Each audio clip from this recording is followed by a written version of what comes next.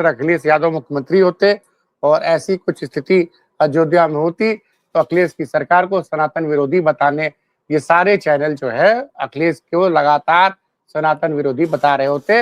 विरोधी चेहरा तो योगी जी का देखिए स्पष्ट हो चुका है, कोई मतलब नहीं है उनको सनातन से। मैं स्पष्ट आपके मंच पे आज कह रहा हूं, ठीक है, एक पीठ पे बैठने का अर्थ नहीं होता है कि आप सनातन के प्रति समर्पित हो गए, क्योंकि जिस तरह से अयोध्या की रसोई का प्रकरण आया, हो सकता है कि मथुरा, ब्रिज, अन्य क्षेत्रों की भी बात इस तरह से सामने। भारतीय जनता पार्टी के लिए बंगाल चुनाव के पहले ये एलपीजी क्राइसिस कहीं उनको बंगाल और आसाम के चुनाव में इसकी वजह से बंगाल तो जीत नहीं पाया, हो सकता है आसाम भी उनके हाथ से निकल जाए।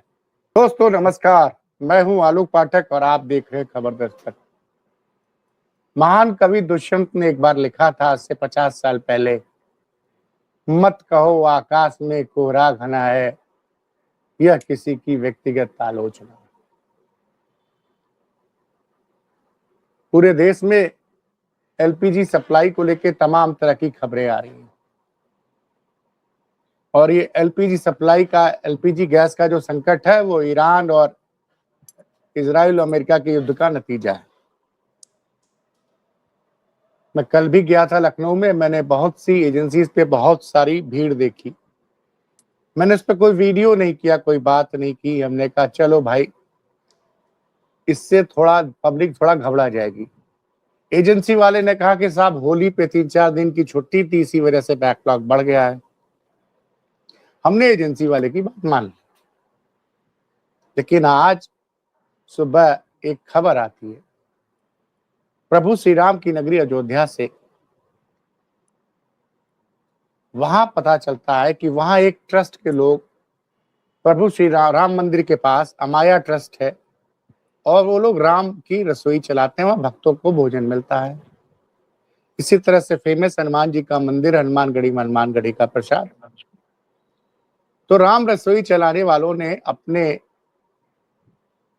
बाहर एक पोस्टर एक का चिपका रखी थी, एक नोटिस कि ईरान और इजराइल के तनाव की वजह से गैस में दिक्कत हो रही, इसलिए फिलहाल हम लोग राम की रसोई फिलहाल नहीं चला पा रहे हैं।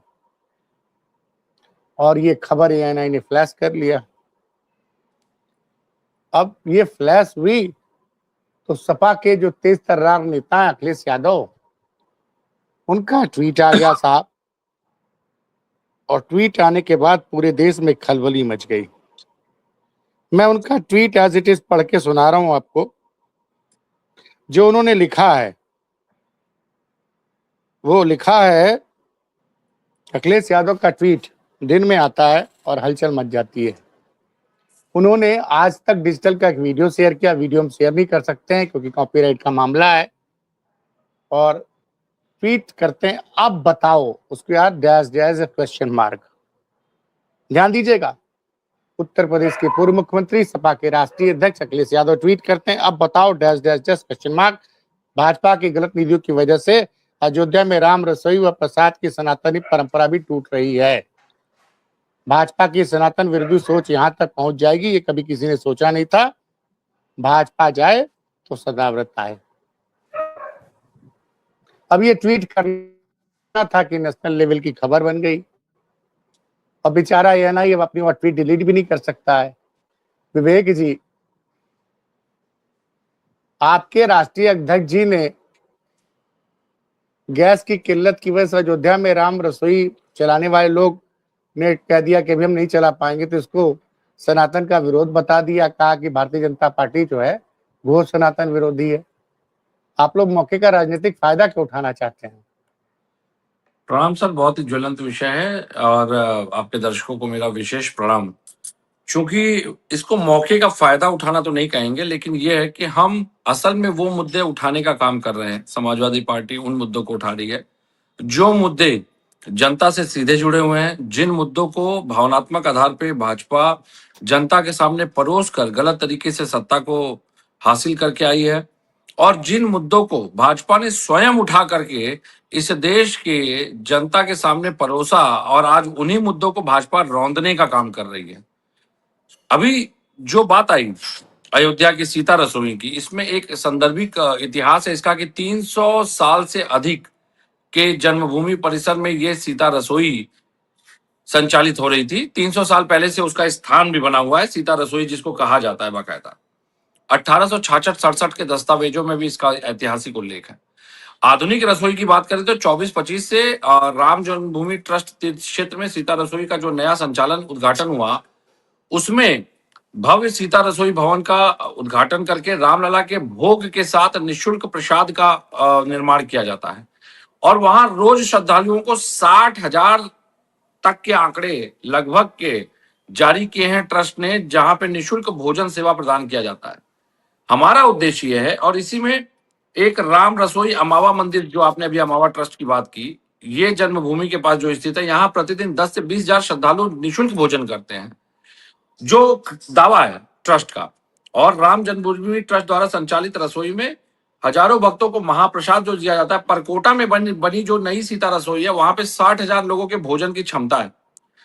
और संत रामपाल जी का भंडारा, चाहे अन्य जो वहां पे संत महंत रहते हैं, उन लोगों के यहाँ कई भंडारों के यहाँ अलग अलग भंडारों में अलग अलग भक्तों के लिए व्यवस्था होती है। मथुरा वृंदावन पे भी आइए, ये तो केवल अभी अयोध्या की बात हुई। मथुरा वृंदावन में भी हजारों भक्तों और संतों के लिए सुबह दोपहर शाम 3 बार निःशुल्क भोजन की व्यवस्था रहती है। श्री जी की रसोई अन्नपूर्णा भवन है, 11 बजे से 2 बजे तक और शाम 7 से 9 बजे तक निःशुल्क भोजन अनिवार्य वहां पे मिलता है, जिसमें कि हजारों संत, लाखों तीर्थयात्री श्रद्धालु वहां का प्रसाद ग्रहण करते हैं और वहां पे आधार कार्ड भी उसका अनिवार्य है। गौरी गोपाल आश्रम की बात कर लीजिए, अनिरुद्धाचार्य जी द्वारा संचालित इस आश्रम की परिक्रमा के मार्ग पे भी नियमित रूप से निःशुल्क भोजन सेवा चलती है। इस्कॉन इसी तरह संचालित करता है। कहने का अर्थ यह है कि प्रतिदिन उत्तर प्रदेश में, अभी वाराणसी काशी विश्वनाथ मंदिर की बात करिए, अन्य गुरुद्वारों की बात कर लीजिए, लखनऊ, कानपुर, आगरा, चाहे गाजियाबाद, 24 घंटे लंगर सेवा चलती है। अस्पतालों में चलती है, लंगर बाबा संस्थाएं जैसी सेवाएं चलती हैं। कहने का अर्थ हमारा यह है, आशय यह है, एलपीजी को लेकर के जो सरकार का दावा था, 10 दिन से अधिक हो गए युद्ध को संचालित होते, एलपीजी को लेकर सरकार का दावा था कि पर्याप्त मात्रा में संसाधन और भंडारण उपलब्ध है, और उस घोषणा के दूसरे तीसरे दिन के बाद ही 60 रुपए की मूल्य बढ़ती है घरेलू सिलेंडरों पे और 140-50 रुपए के आसपास बढ़ती है 160 रुपए के आसपास कमर्शियल पे। मेरा सवाल यह है, अगर आपके पास पर्याप्त भंडारण था तो आपने 60 रुपए अगले दिन से क्यों बढ़ा दिए दाम? पहला सवाल। दूसरा सवाल, अल्प आय, मध्यम आय और उस आय के लोग जिनको कि अल्प आय में भी नहीं गिना जाता, मध्यम आय में भी नहीं गिना जाता, जो ज्यादातर भंडारे या मंदिरों के प्रसाद या इस तरह की व्यवस्थाओं पर निर्भर है, उनकी जो दुर्व्यवस्था होने वाली है, उसकी जिम्मेदारी सरकार किस पर डालेगी? सरकार क्या जिम्मेदारी ले रही है, क्या व्यवस्था कर रही है, इसको स्पष्ट करना बहुत जरूरी है। अस्पताल, हॉस्टल, कैंटीन, मिड डे मैं मील, आपको रोकूंगा जी विवेक जी। जी जी जी बहुत अच्छा आपने याद दिलाया। कोरोना काल में लोगों के पास भोजन नहीं था, जी, दवाइयां नहीं थी, ऑक्सीजन सिलेंडर नहीं थे, आप लोगों ने सब अवेलेबल कराया। तो आपका सांसद है अयोध्या में, अयोध्या नरेश अवधेश प्रसाद जी हैं, आपके तेज तर्रार नेता पवन पांडे जी हैं। जी, आप लोग वहां गैस अवेलेबल करा देते और वो भगवान राम रसोई चलती रहती। ये थोड़ा समझ में नहीं आया सर। गैस ऐसे अवेलेबल कराना क्या समाजवादी पार्टी के हाथ में है? क्या अयोध्या में जो संचालित गैस एजेंसियां हैं वो समाजवादी पार्टी के नियंत्रण में है? पहले इस बात को भी सुनिश्चित करना पड़ेगा, क्योंकि गैस की लेकिन उपलब्धता तो पेट्रोलियम मंत्रालय के हाथ में है। बात को समझिएगा पहले। अभी जो स्थिति है, मैं कह रहा हूं प्रशासन सिर्फ एक कार्य कर ले, उसको सुझाव के रूप में मैं आपके मंच के माध्यम से सरकार तक पहुंचाना चाहता हूं। कुछ जानकारियां ऐसी आई हैं कि उज्ज्वला योजना के अंतर्गत जो सिलेंडर निःशुल्क दिए गए हैं, पात्र लोगों के कनेक्शन जहां पे है, उस घर में भी अपात्रों को उज्ज्वला का लाभ दिया गया है। तो सरकार पहले इस डाटा का फिल्ट्रेशन करते हुए उज्ज्वला के जिन अपात्र लोगों को इसका लाभ दिया गया है मैनिपुलेट करके, उनको पहले निरस्त करने का कार्य करे, पहली बात। दूसरी बात, जिन एजेंसियों पे सिलेंडर को बाकायदा डिलीवर किया जा रहा है तो उसका भी एक डेटा होगा, पेट्रोलियम मंत्रालय या फिर जो भी एजेंसीज, इंडियन ऑयल कॉर्पोरेशन जो भी एलपीजी की सप्लाई कर रहा है, किस एजेंसीज को कितनी सिलेंडर दी गई, उसका कितना खपत हो रहा है महीने का, और उसके अकॉर्डिंग कितनी वो डिलीवरी कर रहा है और कितना स्टॉक में उसके पास है, इस डेटा को फिल्टर करना, तत्काल प्रभाव से डे टू डे मॉनिटर करना बहुत जरूरी है। सुनने ये मिल रहा है कि एजेंसीज पे लोग अपने कर्मचारियों के नाम पे गोदाम खरीद कर, गोदाम शुरू खोलकर उनके यहाँ पर भंडारण का काम हो रहा है, सिलेंडर को ब्लैक स्टॉकिंग के लिए रखा जा रहा है, ताकि जब इस युद्ध का प्रेशर और बने तो वो मनमाने तरीके से इन सिलेंडरों को बेच सके अरे भाई, मार्केट में। अगर विपक्ष के लोग इसका जाके भंडाफोड़ करेंगे तो नहीं हो पाएगा ना, ये तो जागरूक विपक्ष का काम है ना। नहीं नहीं, बिल्कुल विपक्ष ही इस मुद्दे को उठा रहा है, विपक्ष के पास ये सूचना आई है तभी इस मुद्दे को उठाया जा रहा है, वरना सरकार के अनुसार है तो सब कुछ पर्याप्त है। सब सरकार के अनुसार तो सब कुछ चंगा है, सब कुछ बढ़िया है। 24-25 दिन का अब वेटिंग पीरियड है, कूलिंग पीरियड, इंतजार करिए। अगर आपके घर में आज ही सिलेंडर खत्म हो गया है, 25 दिन बाद खाना खाइएगा। 25 नहीं नहीं, दिन तक उसमें ये सरकार को कोई चिंता नहीं है कि देखिए, आप कैसे सर्वाइव करेंगे। मेरी बात सुन लीजिए। उसमें ये है कि अगर आपके पास सिलेंडर अगर 1 फरवरी को आया है, हाँ ठीक, तो दूसरा सिलेंडर अब 25 फरवरी को ही बुक कर सकते हैं। ये जायज बात है। ये पहले 21 दिन का नियम था, इसमें 4 ही दिन तो बढ़ाया है। नहीं, जायज बात है, मैं आपकी पूरी बात से सहमत हूं, मैं आपकी बात को कहीं नकार नहीं रहा हूं, लेकिन मैंने कहा जो 4 सुझाव मैंने रखे, सरकार इन पे काम कर ले, ये स्थिति और उत्तम हो जाएगी। मुझे लगता है 22 दिन से भी कम का वेटिंग पीरियड हो जाएगा। लेकिन उससे बड़ी बात यह है, मैं एक सरकार चीज देखिए बताऊं, कुछ कह रही है, सुनिए मेरी बात, सरकार कुछ कह रही है, पेट्रोलियम मंत्रालय कुछ कह रहा है, इंडियन ऑयल कॉर्पोरेशन कुछ कह रहा है, हरदीप पुरी जी कुछ कह रहे हैं, हम बात किसकी माने? और भाजपा के प्रवक्ता तो एक से एक बंदरबाट सर्कस की तरह बैठ करके अलग अलग मंचों पे वो तो अपनी ही बातें पता नहीं कौन सी लकीर पे खींच रहे हैं, मुझे समझ में नहीं आ रहा। मेरा सिर्फ इतना कहना है, अगर उपलब्धता भंडारण की पर्याप्त थी सरकार के पास, बहुत देसी सवाल जो मुझसे भी किसी देसी जमीनी आदमी ने पूछा, एक ऑटो वाले ने पूछा, चलिए मैं बता ही देता हूं कि भैया अगर सरकार के पास सब कुछ कम से कम 15 दिन का स्टॉक तो होता तो कीमतें 15 दिन बाद बढ़ाते आप। आपने घोषणा के दूसरे दिन से 60 रुपए बढ़ा दिए हैं। ये कौन सा आपदा में अवसर है भाई? राज्य सरकारें खजाना अपने देश की जनता के हितों में के लिए खोलती हैं कि जनता आपदा में सरकारें जनता की जेब और काटने का, लूटने का, डकैती डालने का काम करती हैं? उत्तर प्रदेश की नहीं, मैं देश की बात कर रहा हूं। भाजपा सरकार ऐसी पहली सरकार है।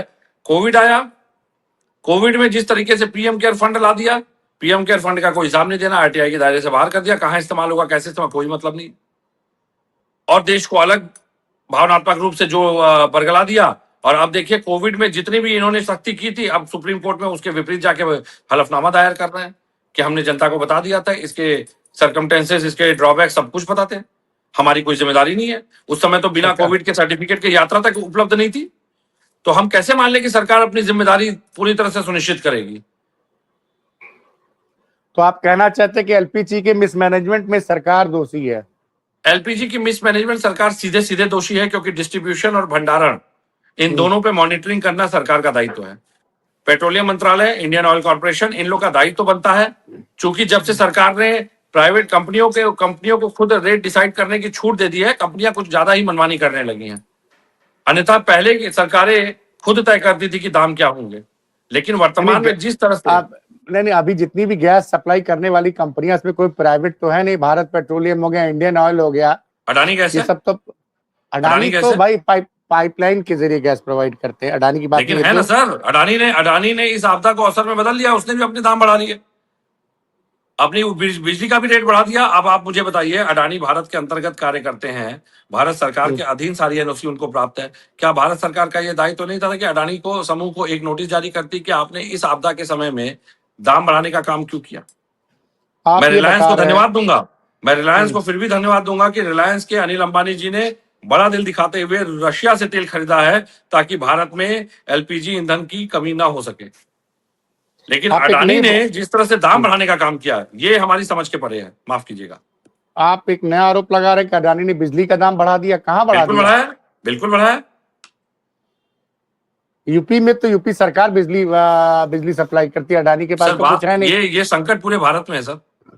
Chennai hotel corporation, Chennai hotel association की देख लीजिए, 2 दिन की एलपीजी। मैं कह रहा हूं कि अगर आप एलपीजी की बात करिए, कमर्शियल सिलेंडर से आपको क्या दिखा? कमर्शियल सिलेंडर को जो लोग कमर्शियल एक्टिविटी संचालित करते हैं, क्या वो एमएसएमई के दायरे में नहीं आते? उनमें बहुत से ऐसे भी रेस्टोरेंट होंगे या होटल चेन होंगी जो कि एमएसएमई के दायरे में होंगी। लेकिन जिस तरह आपने कमर्शियल सिलेंडर की उपलब्धता को रोकने का काम किया है, क्या यह सीधे सीधे भारत की इकोनॉमी में प्रहार नहीं है? क्या विदेश नीति, क्या आर्थिक नीति नहीं लेके चल नहीं, संचालित कर रहे हैं भाई? मैं आपको एक छोटा सा उदाहरण दे रहा हूँ। हाँ क्योंकि सर्दी खांसी बुखार से बड़ा परेशान हूँ पिछले 15 दिनों से। जी जी, समझ रहा हूँ। तो बगल में एक ढाबा है, वहां जाके दाल फ्राई करवा के पैक करा के लेता आता हूँ, जी। घर पे रोटी के साथ खा लेता हूँ। ठीक। आज वहां गया तो पता चला वो बंद हो गया। जी। दूसरे ढाबे में गया, कहा भैया दाल खत्म हो गई है, बड़ी मुश्किल से एक कमर्शियल सिलेंडर 4000 में खरीद के लाया हूँ, आपको रोटी दे सकता हूँ बस। सोचिए। और वो रोटी लाके घर में एक पुरानी सब्जी पड़ी हुई थी, उसको गर्म करके किसी तरह से खाया हूँ। तो अगर मैं तो मान लीजिए मेरे घर में कुछ संसाधन था, लेकिन जो लोग शहरों में बाहर आते हैं, जिनके लोग मरीज लोग अस्पतालों में भर्ती होते हैं, तमाम लोग ट्रैवल करते हैं, तो होटल और ढाबे पे अगर खाना नहीं मिलेगा तो सर आम जनता को भी परेशानी हो जाएगी ना। मेरा तो सर एक स्पष्ट सवाल है, क्या लोक भवन की कैंटीन बंद हो गई है? सचिवालय की कैंटीन बंद हो गई है? अब भाई खबरें तो चल रही थी कि हाई कोर्ट में गैस खत्म हो गई वो है। दिल्ली हाईकोर्ट की बात हो रही है। अब पता नहीं सही है गलत। नहीं, वो दिल्ली हाईकोर्ट का नोटिफिकेशन ये था कि वहां पे मेन कोर्स अवेलेबल नहीं रहेगा एलपीजी की अनुपलब्धता के कारण। लेकिन मेरा जो सवाल है, क्या भारत की जितनी भी सरकारी संस्थाएं हैं, जितने भी सरकारी कार्यालय हैं, जितने भी सरकारी मुख्यालय हैं, जहां सीएम बैठते हैं, पीएम बैठते हैं, गृह मंत्रालय की कैंटीन सब बंद हो गई सर? क्या एलपीजी की अनुपलब्धता वहां पे भी जायज जारी है? क्या वहां भी कैंटीन में इस तरीके से बाकायदा नोटिस जारी कर दी गई है? सरकार किस लिए होती है? सरकार जनता के हितों में समर्पण के लिए होती है कि सरकार आपदा में अवसर के लिए होती है? मुझे लगता है कि देश में राष्ट्रवाद के नाम का छद्म धारण करने वाली भाजपा को 12,000 करोड़ से अधिक का चंदा उसके पास इस समय कॉर्पस फंड में है। खोल दे चंदे का द्वार, खरीद ले एलपीजी। अगर 12,000 करोड़ से अधिक का चंदा लेने वाली भाजपा उत्तर प्रदेश में केवल सिलेंडर देना चाहे तो इस पैसे से वो 3-3 सिलेंडर प्रति परिवार को देने की क्षमता रखती है मुफ्त। कर देना राष्ट्रवाद में समर्पण। अभी तो होली में उन्होंने सिलेंडर दिया ही है सबको। कहां दिया है सर? 2-2 सिलेंडर के वादे हुए थे। तो होली दिवाली बोला था, होली में दिया है। ईरान की लड़ाई शुरू हो गई, 10 दिन बीत गया है, जोड़ लीजिए समय समय जोड़ लीजिए आप, 10 दिन हो गया लड़ाई को। वादे करना बहुत आसान है। देखिए, हम सरकार की आलोचना नहीं कर रहे हैं, हमारा सीधा उद्देश्य यह है सरकार काले बाजारी पे लगाम लगाए, भ्रष्ट जिन लोगों को कनेक्शन दिए गए हैं गलत तरीके से उज्ज्वला के, उन पे लगाम लगाए, नकेल कसे। कुछ मेरे भाजपा के ही परिचित उत्तर प्रदेश कैडर के हैं जिनका मैं नाम नहीं लूंगा, अन्यथा उन पे संकट आ सकता है।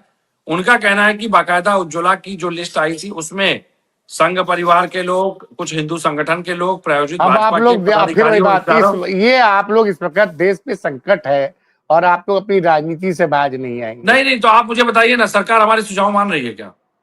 सरकार हमारे सुझाव मान रही है? अभी मैं आपको एक डिबेट भेजूंगा, भाजपा के प्रवक्ता थे श्याम सलोने जी, आगरा से बिलोंग करते हैं। उन्होंने तो सारे आरोप ही नकार दिए। उन्होंने कहा कि ये जितने वीडियो सब एआई चल रहे हैं, गोरखपुर में मारपीट हो रही है वो एआई है, सिद्धार्थनगर में भीड़ लगी है एआई है, अकबर अंबेडकर नगर में भीड़, वहां पे जो वीडियो आ रहे हैं सब एआई है। भारत में कोई संकट नहीं है, विपक्ष केवल छवि खराब कर रहा है सरकार की। सरकार की छवि बची है क्या? सरकार की छवि बची है? मैं तो ये सवाल पूछ रहा हूं। मोदी जी भारत के पहले प्रधानमंत्री हैं जिनके ऊपर लगातार विदेश। आप लोग क्या कर रहे हैं? जनता को समझाइए ना कि गैस सिलेंडर है भाई। आप लोग नहीं, हम पे जनता को बराबर कन्वे कर रहे हैं, हम जनता को समझा भी रहे हैं कि देखिए ये मानक के अनुसार है और बाकायदा सिलेंडर की अगर किल्लत होती तो जिन लोगों की बुकिंग हुई थी पिछले 1 हफ्ते में या पिछले 10 दिन में, उन लोगों को सिलेंडर डिलीवर हुए हैं। हमें बात ये नहीं है, बात यह है कि भारतीय सरकार, चाहे पेट्रोलियम मंत्रालय हो, चाहे मंत्री जी हो, चाहे प्रवक्ता हो, इनके सबके बातों में, शब्दों में विभेद के कारण वो खुद स्वयं को कटघरे में खड़ा कर रहे हैं सरकार को।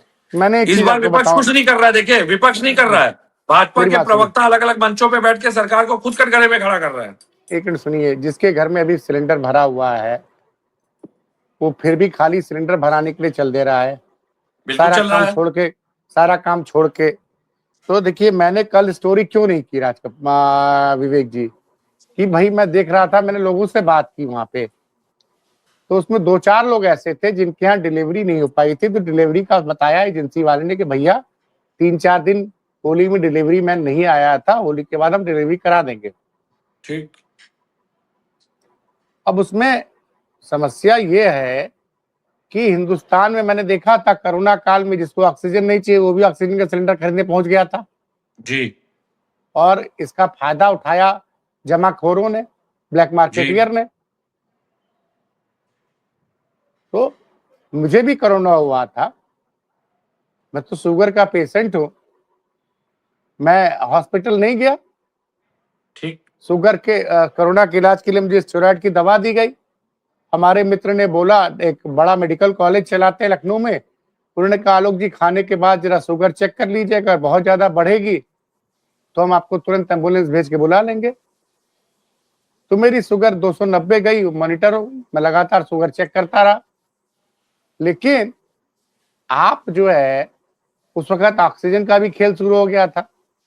अब हमारी बेटी को किसी ने समझा दिया, मेरी बेटी ऑक्सीजन का सिलेंडर खरीदने जा रही थी, मैंने उसको रोका। फिर मेरे मित्र का फोन आया कि बेटा तुम घबराओ मत, सर को प्रॉब्लम होगी तो हम लोग कहीं ना कहीं से ऑक्सीजन सिलेंडर ला देंगे। तो होता क्या है कि घबराहट में आदमी चल देता है, जिसको जरूरत नहीं है वो भी ऑक्सीजन का सिलेंडर उस वक्त खरीद रहा था। वही गैस सिलेंडर का मामला हो गया है। इसका और कारण है सर, हाँ, इसका कारण विपक्ष है का कि सरकार, विपक्ष इसका का कारण काम ये यह है। है हाँ, कि सरकार लोगों को भरोसे में लेने में नाकामयाब हो रही है साबित। तो इस सरकार न वक्त आप विपक्ष को भरोसे में ले रही है, न विपक्ष के सुझाव को ले रही है। और सरकार को विपक्ष अगर कोई सुझाव देता भी है सकारात्मक रूप से तो सरकार उसको आलोचनात्मक दृष्टि से देखती है। वास्तविकता यह है कि भारतीय राजनीति में जो भारत के राजनेता हैं वो आत्ममुग्धता से बड़े प्रेरित हैं। अभी आप योगी जी को 2 सुझाव दे दीजिए, देखिए हो सकता है कल आपके ऊपर एफआईआर हो जाए। तो जब इतने संकीर्ण मानसिकता के राजनेता शासन में बैठे हैं तो आप उनको सकारात्मक सुझाव भी देंगे तो वो सुझाव को उस तरीके से नहीं स्वीकार करेंगे कि भाई उसका क्रेडिट आपको, क्योंकि वो हर बात को पार्शियल क्रेडिट की तरह से देखते हैं कि ऐसा ना हो कि मैं इस सुझाव को स्वीकार कर लूं और इसका कहीं लाभ या इसका कहीं क्रेडिट इनको चला जाए। तो जब इस भाई तरह आप के संकीर्ण मानसिकता के लोग शासन और सत्ता में बैठे हैं तो आप क्या ही विकास और सुधार की बात करेंगे इन लोगों से। हम तो हमेशा सुझाव देते आए हैं, आदरणीय अखिलेश जी ने भी सुझाव दिए। मैंने अभी मिड डे मील की बात की आपसे, गुरुद्वारे की बात की, लंगर की बात की, भंडारे की बात की, प्रसाद की बात की। इसमें क्या समाजवादी पार्टी को बेनिफिट होना है? लेकिन लोगों ने कोविड का वो बुरा दौर देखा है जब सरकार ने सारे पाबंदियों को लगा करके सुप्रीम कोर्ट में पल्ला झाड़ लिया। नोटबंदी के समय से लेकर के अब तक जितने भी इस तरह के विचलित करने वाले दृश्य आए हैं, इस सरकार ने लगातार अपनी जिम्मेदारियों से पल्ला झाड़ने का काम किया है। तो जनता में विश्वास सरकार खो रही है। विपक्ष इसमें आपदा में अवसर नहीं ढूंढ रहा है, सरकार स्वयं अपना विश्वास जनता से खो रही है। तो इसके लिए सरकार स्वयं जिम्मेदार है। आप बताइए, हमारे संजय आजाद सिंह कह रहे हैं कि वो भाग गए हुए हैं, देश में गैस की किल्लत है, प्रधानमंत्री भागे हुए हैं। अब ये तो देश के प्रधानमंत्री जवाब दें। नहीं नहीं, ये भाई वो तो बेचारे कहीं भागे हुए नहीं थे, वो तो केरल में प्रचार कर रहे थे, तो प्रचार कर रहे थे ना, प्रचार कर रहे थे ना। कोई हाई मॉनिटरिंग कमेटी बैठ करके एलपीजी की किल्लत को सुलझाने की बात तो नहीं कर रहे थे ना, वो तो वोट मांग रहे थे ना जाके केरल में। तो जो प्रधानमंत्री आपदा के समय वोट मांग रहा है, बांग्लादेश की बात करिए, बांग्लादेश में कहते हैं कि हिंदू मारे जा रहे हैं और जो मार रहे हैं उनके लिए डीजल सप्लाई की जा रही है। आज अगर देश में डीजल की किल्लत हो जाए ऐसे आपातकालीन स्थिति में और इनको व्यापार की सूझ रही है, मैत्री संबंध इनको बांग्लादेश से स्थापित करने हैं। एक तरफ आप बांग्लादेश में कहते हैं कि हिंदुओं का नरसंहार हो रहा है, दूसरी तरफ आप बांग्लादेश से व्यापार कर रहे हैं। संजय आजाद सिंह ने सही शब्दों का चयन नहीं किया है। उन्होंने कहा है कि गैस के संकट के समय देश का प्रधानमंत्री किस गुफा में छिपा हुआ उसे निकालकर सामने लाइए स्पीकर महोदय। नहीं देखिए, एक बात समझ लीजिए, एक आपको एक राजनीतिक वृत्तांत मैं भी स्पष्ट कर दूं, एक राजनीतिक वृत्तांत मैं भी, जबकि सबने लाइव देखा कि केरल से उनकी रैली लाइव हो रही थी, उनका रोड शो लाइव हो रहा था, तो ऐसा क्यों कहा संजय आजाद सिंह ने कि किस गुफा में छिपा बैठा है प्रधानमंत्री, इसको सामने लाइए? क्योंकि इस समय आपातकालीन परिस्थिति में देश के सर्वोच्च नेतृत्व का दायित्व बनता है देश की सबसे विकट समस्या का समाधान ढूंढना, ना कि रैलियां करना, ना कि राजनीति करना, ना कि चुनावों में जाकर चुनावी आधार पर जाकर के वोट मांगना, और ना ही अपने नकारेपन को छुपाने के लिए इस तरह की रैलियों का सहभागी होना।